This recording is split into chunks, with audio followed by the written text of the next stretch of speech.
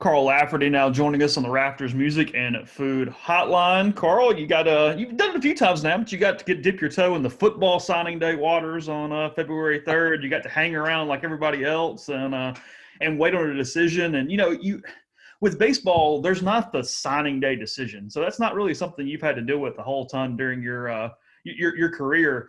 And Lane mentioned it yesterday. Nobody really knew. Nobody knew what Tywone Malone was going to do, and typically that means you're not getting him. But it did. It did work out for Ole Miss yesterday. Yeah, that's a wild world to live in. Typically, when we get a commitment, it's kind of locked up, early on. Like when they're in sixth grade. Yeah, that's how ridiculous we are as baseball guys. But I mean, you want to talk about some serious panic attack. Like I can't imagine the signing day, the early signing day period when you're having a ton of guys roll through and you're just sitting there waiting on to see what comes through the fax machine. Yeah, that's intense. I'm gonna take a hard pass on that. Those guys earn their money over there. But obviously, super happy with the result. So when did you first hear of Tywone Malone? Because I mean, if he's a baseball only guy, not that you wouldn't necessarily recruit him, but it wouldn't be somebody you talked to as an eighth grader and moving up and all that kind of stuff. Although I know he's had some showcase deals. When did he kind of come into your frontal vision, if you will? He kind of came onto our radar, gosh, about this time last year. I guess that's when we really started to get word of him. Football kind of tipped us off. And when it comes to those dual sport guys, because they're on football scholarships, football always drives the recruiting train. But he kind of came on our radar then, ended up having a baseball visit with him. I can't remember if it was Princeton or Xavier weekend, but just before one of the last home weekends of the 2020 season, before the pandemic hit and we all got shut down. So it's been about a year. Take me through that visit a little bit. What sort of, I mean, obviously it's every sport's kind of the same and different a little bit. When you get that guy in, you're just trying to meet him. At that point, we didn't have COVID protocols. We were still pretty much full go or whatnot. What do you kind of recall from that weekend?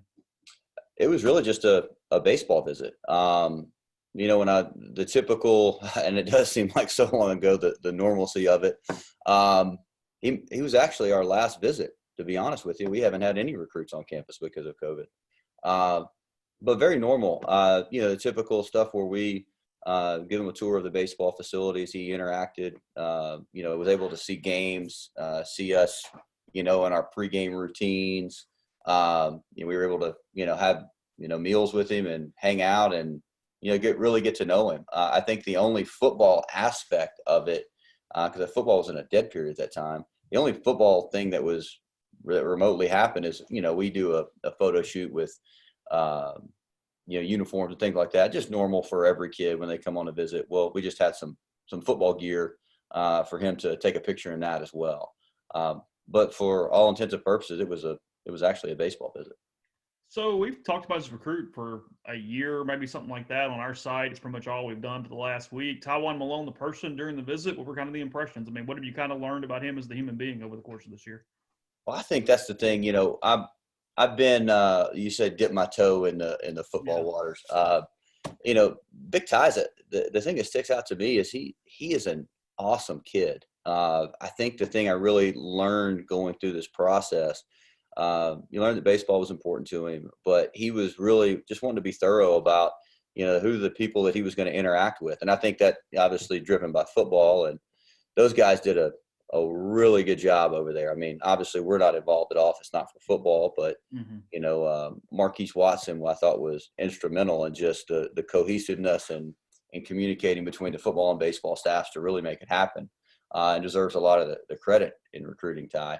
For us, it was as the pandemic rolled on, we had Zooms with him, and I appreciate the tweet yesterday, but I got to be honest, Mike Clement, Clem was, he was on the Zooms with me, and I think one of the last things they did, just talking about hitting philosophies and what we do with swings and things like that. I think that was big, and I think even one of the things that came out is Coach B and Coach Kiffin were on one of the first two head coaches together on a Zoom with him, early on in the process. And I think that resonated with him, but he's a really good kid, man. He is, He is a high character kid, very down to earth. He's a kid that I think will fit well in our locker room.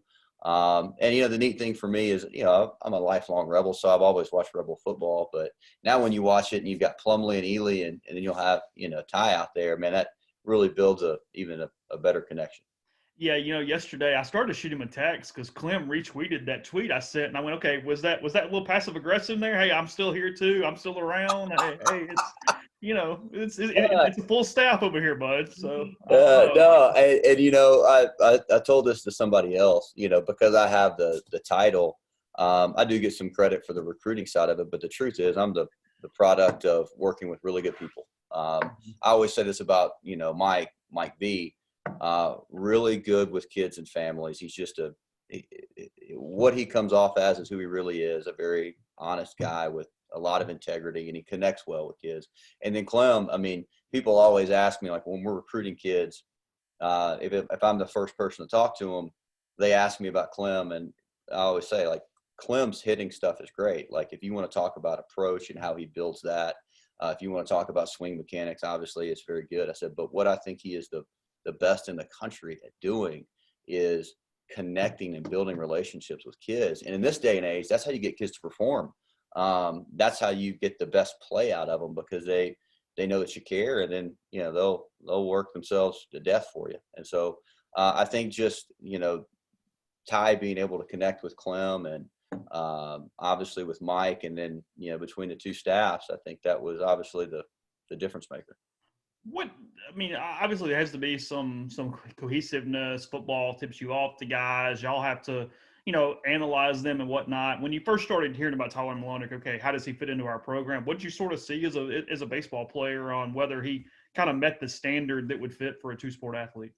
Well, if you look at our personnel over in baseball, we have some very large humans that play the corner. Now, maybe quite as big as Ty, but Elko, Keenan, Baker, Van Cleve, those aren't small people. And it's not a West Coast lineup there, Carl. No, we're not bunting a lot over here.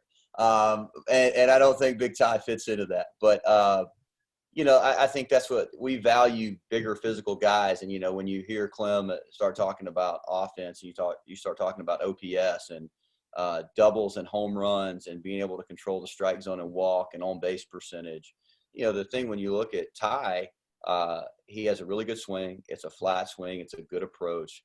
You're talking about a kid that was, on the baseball circuit this past summer, an area code kid, an East Coast pro kid, which are the two of the big pro events for prospects, and handled himself really well. And so for a very big human, he has a lot of feel with the barrel and has a real chance to hit. And so that was the exciting thing for us. Everybody knows the baseball scholarship side of what we do, and not to rehash that, but to get a guy that you think can, be an impact player for you, provide some, because I think at one time last year, a couple of years ago, we were looking like, hey, we need some right-handed thump in our lineup. Mm-hmm. Well, here comes Ben Van Cleve, here comes Cale Baker. And I think now you have that, present was high. How big of a deal was it that you guys already had, established two-sport guys with Ely and Plumlee, just kind of keep, with Malone's attention? I think it was huge. And I'll give Kiffin and his staff a ton of credit on this. Obviously Coach Kiffin has a reputation and a lot of fanfare when he's hired, and man, there's trains running through every, sign and tweet and related to Ole Miss. Marketing's not his problem, Carl. No, not at all. He is the master of that. But I thought the cool thing was, he was awesome from the get-go. Like, mm-hmm. I think, he and Mike had an early meeting and like, hey, talking about Plumlee and Ely, and like, hey, these guys, play baseball. And like, he knew, and he was like, yeah, they play baseball. Got it. No, we're good. Yeah. And they have been awesome to work with. I mean, all of them. I think they're really easy to get along. They get it. So that's been the thing, that you had two student athletes that spoke on that. I think that, initially weren't recruited by Kiffin and his staff, but were already here. So you never know what that dynamic is going to be like. And there's been zero issues when it comes to those kids doing or playing both sports. You had multiple Zooms with Ty over the course of the last month, whatever the contact period picked back up. Are those kind of like segments? I mean, do y'all, hey, on this one, we're really going to focus on housing. We're going to focus on this. Like, how do those sort of play out? Or is it just, hey, how are you doing conversations over the course of the month? It was, I think it kind of just built. It was more organic than something specific. Now, if I go back and look at them, kind of each of them had a theme. I think some of the early on when I'm in the pandemic, sitting in the house and I got my kids going crazy. It's me and Clem and we're on there and it's just basic, connecting again after the visit. The football coaches are on there and we're there just to answer any questions and kind of give our 2 cents, but let him know that, hey man, he's important to baseball too. And as it kind of continued on, we had some just like baseball only Zooms, meaning that it was a chance for us to, I think they had their football only Zooms and then we had some baseball Zooms where it was just like, hey, let's just talk about baseball. I know you get enough of the football side and the glimpse that I got in, football recruiting, if you're a good football player, it is unreal what happens to you on a daily basis. Just the verbal assault of text messages and phone calls. Holy cow. But it just allowed us to sit and talk about Ole Miss. It allowed us to, talk to Ty about, hey man, this is how you fit in. For Clem to really go, hey, this is what we do from an offensive standpoint and how you fit with it. And then just, connect with his family and answer any other questions that come up. Like questions like housing and things like that, just the normal parent questions, allow us to elaborate on those. So when I guess as you look back on it and you go through the pandemic, I guess there were not necessarily themes on purpose, but they were kind of segmented into different groups, but it wasn't like some laid out plan. So much of it's a little bit of luck because you guys were able to get that visit, have the full baseball visit with him back in the spring. The pandemic hits 2 weeks earlier. That visit doesn't happen, because he was just in stall mode. He didn't go anywhere for months prior to taking these final visits in December. I mean, it kind of feels like that at least set the stage for Ole Miss to be, number one or number two during the whole pandemic period. And that's a lot of time to pass that you're able to kind of stay up to the top, it seems like. No question.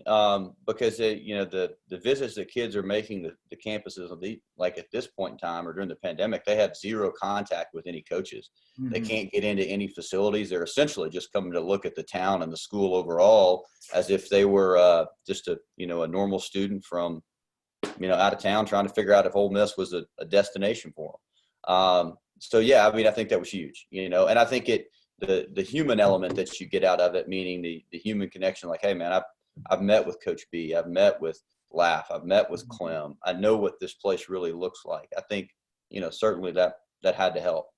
Got a game day in person too. Yeah. I mean, when there weren't football official visits in the spring, in the fall, at least you saw something athletically, something game wise. I mean, no question. And got to see our space, it's different looking at pictures of a facility versus walking through it. Were y'all able to, so it was literally like any student, like the athletic staff, academic people, could they even like set stuff up for them? Like, how did that work on that visit last week? Man, I'll be honest with you. I don't know. I don't even know what he did. And that's a little bit by design, because those are the rules. It's not just trying to, well, it is being done to do right. Like I think nobody wants a violation around it. That's for sure. But I think they just do what, they can visit the town and visit the campus. They can have, they can get in touch with the admissions office. And if the admissions office is doing, regular tours for regular students, they're welcome to do that. But I think that's just, the unfortunate side of COVID for not just football players, but for any prospective student athlete. They, and then for me, recruiting younger kids on the baseball side, I mean, heck, you're talking about these kids committing, and it's important to go visit the place that you're supposed to go to school and you want to commit to. So I give Ty a lot of credit. I think he went through the whole process and really looked at the football side of things and looked at the baseball side of things, and that and vetted it out. It wasn't anything where it was a popularity contest. He really got in the weeds with it and got to know the people that were going to be, in his life, his day-to-day life, and what that was really going to look like to make his decision. So, it would really make me throw up if I had to wait till an ESPN show to find out about all my recruits. God bless football. God bless them. Yeah, where were you yesterday? Were you on the field, or did you kind of tune in? What were you doing? we were on the field, and I didn't have my phone or anything out there, but one of our student managers, Michael Spears, threw up his hands like this. Oh, We got him, like that. And I kind of gave a cheer. It was awesome. I mean, everybody was locked in. Our guys everybody knew what was going on. And this is just me being in my own world with baseball and my three kids. I knew he was a good football player. Like, I knew he was a 4-star, and I know that's supposed to be good. I didn't know that he was one of the top 50 players in the country. yeah. I've been recruiting here a while now. I've had some good classes. I got more text messages, contacts about, hey man, congrats on, this one kid. I was like, man, I am glad we got him, because if we didn't, my house was getting burnt down. I mean, you kind of want to raise your hand and go, "Hey, I've signed the #1 class in the country before." Man, I football drives a ship. I get it. But it was something else, man. There's a lot of excitement around it for sure. Yeah. It also helped too, because you've got a kid that it's not just an extra, legitimately loves baseball, but that's a huge part of it. Because I got what to assume for, maybe not you guys, I'm not pointing out Ely or Plumlee, but just in general, some two-sport guys, hey, this is 90% football, and yeah, he'd like to play, but we're not basing any of the decision off this as far as the sport. No, it really was. I mean, he is, and he does love it. He is a baseball player. And much like Ely and Plumlee, when you look at guys that are successful, that do both sports, there's a lot of times that they're going to have to do stuff on their own. I mean, we are limited with hours, but of course we have a wonderful facility, and take away COVID, they have access to go in and hit and do things on their own at any time. So you have to love it to say, hey, I'm going to go out here, I'm going to bang around on the football field. And then, tonight after I do my homework, I'm going to go scan my finger, and I'm going to go in the hitting indoor and hit, just because I'm a baseball player and I love it and I want to stay sharp. You have to love it. And I thought, Ely made a good comment in all this, because Clem and I, as we're talking, and even talking to, John Rice and Jerry, and the thing that amazes us is that it just seems like so much work. It just seems like an overwhelming amount of work. But, Ely, in his awesome demeanor, goes, "I've been doing this my whole life, man. Like, what are you talking about?" Yeah, which is what makes him special, And I think that's the cool thing that, as Ty gets here and people start to get to know him, they'll see he's one of those special kids too. Yeah, it's a huge sign of it, because I was told, last night, he commits, does the whole ESPN thing. He had rehab, he went into the cages, whatever, kind of just had, hey, we're back at it, normal day. He was getting back to his knee and getting back to some baseball. From what do you know? I know you're not a doctor, but just kind of curious, when was that surgery, and kind of what is his knee situation right now? Oh, man, I know he had the surgery. I want to say I could probably go back on my phone and look at text messages. The days seem to run together. It's a couple months ago, though. Yeah, a couple months ago. But I think that, when you look at athletes today, and even football players, kids are so different. I mean, I'm listening to some of our, 2021 signees, one in particular, Jackson Jobe. I listen to what his day is and how he goes about with school and workouts and baseball and the extra side of things. And, these kids it's amazing. I mean, they are absolutely working their tails off. It's not like when I was in high school and I went to, a couple hours of practice during the day and went home and played Nintendo. That's probably why they're better players than me, but it's a different world. But it's just another day for Ty, and that's what he's used to doing. Just last couple things. Your current team, y'all start in a couple weeks. Brought in really a good freshman class, a little smaller just because of the way numbers and things operate. But is this maybe one of the most, and I know the COVID thing changes a little bit, but deepest, returning groups? Because it feels like we're not talking about a ton of freshmen right now, just because so many spots were sort of occupied and there's competition and whatnot. But I mean, this is really the most, if I remember, up and down staff, position players in general, where you at least sort of had an idea on where you were penciling guys in. I mean, it's the freshmen have had to really come in and stand out to get a lot of PT right now. Yeah, it does seem like that. And I don't want to talk out of both sides of my mouth, but the thing is, there is some experience, and you look at a guy like Chatagnier last year, man, and Chatagnier is a terrific player. And while he has those 17 games of experience, he hasn't seen the SEC yet, Yeah, you've only got 3 players in the everyday lineup that have actually seen an SEC pitch, Correct. which is a little weird. Yes, and so I think that's just kind of tit for tat with COVID and everything else we say about our daily lives. It's unique. You say, hey, on one breath you're saying, man, you have some experience because there's returners, and then you go, well, how many SEC at bats or innings pitched do they? So you kind of go back and forth. And the truth of the matter is, I always say this, the rankings come out and this, that, and the other. They're 18 to 22-year-old kids. When you think you've got them figured out, man, please let me know how to do that. I love our club. I think you're right. There is a lot of returning experience. But I will say this about that freshman class. They are making some noise. There's some guys on the mound that are making noise. There are guys that just consistently continue. They had good falls. Obviously, that continues to roll into the spring. And you know how it is. You always start out. I think Coach Bianco's even said this before. There's not many times that the starting rotation opening weekend has been the starting rotation at the end of the year. Same with the lineup, so on and so forth. So there's some young dudes that are going to get out there and get opportunities. I think that'll be the thing that Mike always does. He's looking to figure out, who are the best 9, I think the big thing in my head is, you've got an idea of who the starters are right now, but what are the roles in the bullpen going to look like? Mm-hmm. Who's going to fit? Who's made a jump? Who's made a move? Who's regret? The whole 9 yards. So, but there's a lot of pieces, and after our first weekend, I thought you were going to bring up something because Clem was a lot better coach than I was on Saturday. We hit like 9 homers. Well, I was going to wonder if you had a pretty a little bit of a rough afternoon. Rough. Man, it looked like a fireworks show. You couldn't get it was the wind, right? All the wind. Yeah, well, it was the wind, and I brought up something like that, kind of joking, and Godoris, who is super dry, our analytic guy, goes, well, I think 7 of them were hit like at 105 miles an hour or harder. I'm like, thanks, Chris, appreciate it. They were all working on just fastballs, really some off speeds. Yeah. I wasn't really trying to pitch for out. Yeah.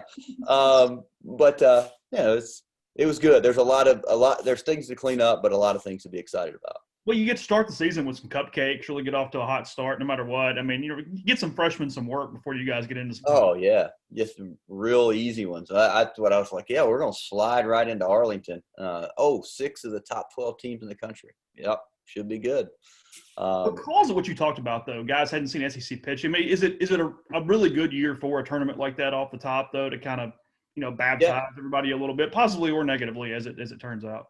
Yeah, and Coach, the one thing I give Coach a lot of credit for, he's always done that in the past. You can always look, and there's going to be – we're not going to play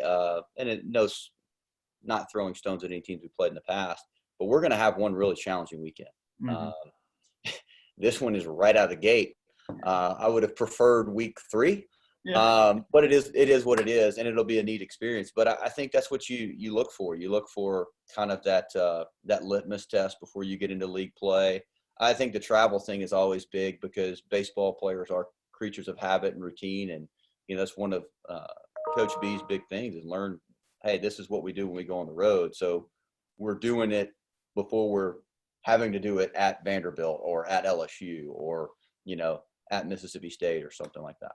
Well, the thing too, you mentioned, there's not a lot of SEC at bats here, but I do think you can take something from confidence, like whatever you want to call it, the way they played Louisville, Indiana, East Carolina. I mean, it wasn't like like you said, you played 4 weekends of Sisters of the Poor, and you go, hey, we don't know what we had prior to the SEC play and everything getting canceled. I mean, they handled losing opening night and back ending a series against the number 1 team in the country. They handled going to play Cliff and winning the game and beating Indiana and sweeping a tournament. I mean, so you did at least get to see some adversity, some battle-testedness out of, Chatney and some of those guys that were in different roles last year.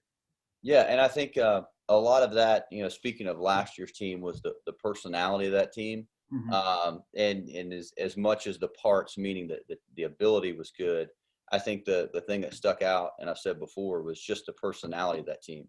I really like the personality of this team. I think the only way you're going to know what that personality really is when you get out there and the bullets start flying. But I like the leadership on this team. I love the kids. I love the energy. like you said, with Chatagnier, man, ton of personality.